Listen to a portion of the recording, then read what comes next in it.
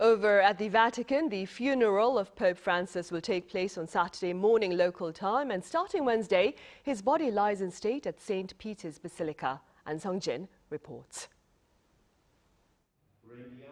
Pope Francis lies in a wooden coffin, wearing a red robe with a papal mitre on his head and a rosary held in his hands. Unlike his predecessors who were placed in a triple coffin, the Pope remains in a wooden coffin, which reflects the humble life he led.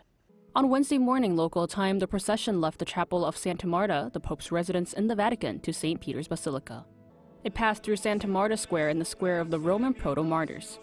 Cardinal Kevin Farrell, Camerlengo of the Holy Roman Church, was in charge of the rite of translation, the process of translating liturgical texts. Large crowds gathered to mourn the Pope's death, carrying flowers and crosses while some prayed. The late Pope's body will be taken into the Basilica of St. Mary Major for entombment, but until then will remain in an open coffin until Friday at St. Peter's Basilica for mourners who wish to pay their respects before the funeral mass.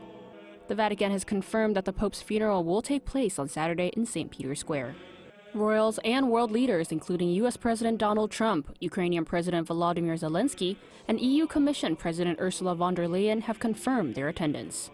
Once the mourning period is over, conclave, the process of electing the new pope, will begin. Corriere della Sera, one of Italy's oldest and most read newspapers, placed South Korea's first prefect of the Vatican's dicastery for the clergy, Cardinal Lazarus Yuhung-sik, as a potential successor.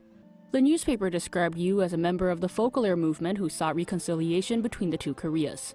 Pope Francis appointed 80% of the cardinals who will pick the next pope. Though several contenders have been brought up, it is more likely to be narrowed down in the coming days. Ahn Sung-jin, Arirang News.